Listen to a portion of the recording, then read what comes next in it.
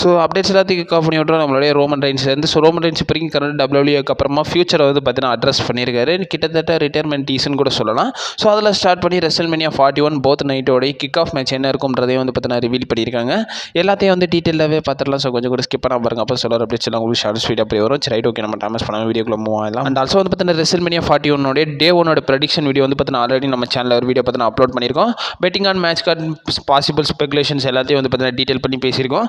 அந்த வீடியோ வந்து பார்த்தீங்கன்னா காப்பிரைட் கிளைமில் மாட்டினால வந்து பார்த்தீங்கன்னா நிறைய பேருக்கு சஜஷனில் வந்திருக்காது. ஸோ நான் இப்போ வரைக்கும் கரெக்டாக காலில் லிங்க் கொடுக்குறேன், டிஸ்கிரிப்ஷன் கீழே அவைலபிளாக இருக்கும், மறக்காம செக் அவுட் பண்ணி பார்த்துக்கோங்க.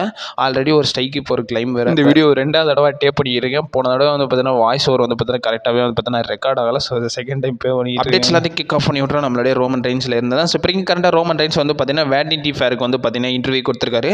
அதில் வந்து ரோமன் ரெயின்ஸ் வந்து பார்த்தீங்கன்னா நிறைய விஷயங்களை பற்றி பேசியிருக்காரு. ஃபஸ்ட்டு ரோமன் ரெயின்ஸ் அவருடைய கான்ட்ராக்ட் ரிலேட்டட் வந்து பார்த்தீங்கன்னா பேசியிருக்காரு.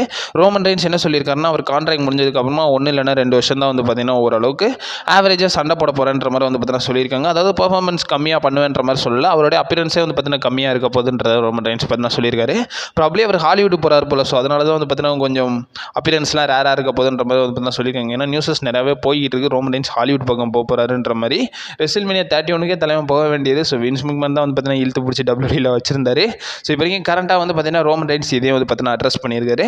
ரெண்டாவது வந்து ரோமன் ரெயின்ஸ் வந்து பார்த்தீங்கன்னா வின்ஸ் மெக்மேன் மாட்டினா அந்த செக்ஸ் கேஸ் ரிலேட்டடும் வந்து பார்த்தீங்கன்னா பேசியிருக்காரு.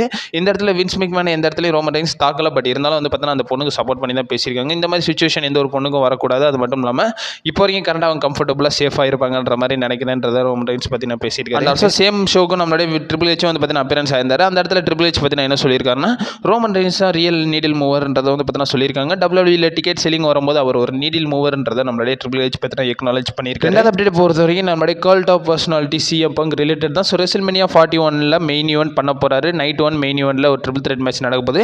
செத் ராலின்ஸ் சிஎம் பங்க் வர்சஸ் நம்மளுடைய ரோமன் ரெயின்ஸ்க்கான ட்ரிபிள் த்ரெட் மேட்ச் வந்து பார்த்தீங்கன்னா மெயின் ஈவென்ட்ல நடக்க போகுதுன்றது உங்களை நிறைய பேர் தெரிஞ்சதான். இப்போ வரைக்கும் கரண்ட் நியூஸஸ்ல என்ன கொடுத்துருக்காங்கன்னா, ஸோ அந்த ஈவெண்ட்ல cult of personality theme song வந்து பார்த்தீங்கன்னா பெர்ஃபார்மன்ஸ் பண்ண போறாங்கன்றதை வந்து பார்த்தீங்கன்னா சொல்லியிருக்காங்க. லாஸ்ட் ரெசில்மேனியா 40 வந்து பார்த்தீங்கன்னா ரோமன் ரெயின்ஸோட தீம் சாங் பெர்ஃபார்ம் பண்ணியிருந்தாங்கல்ல.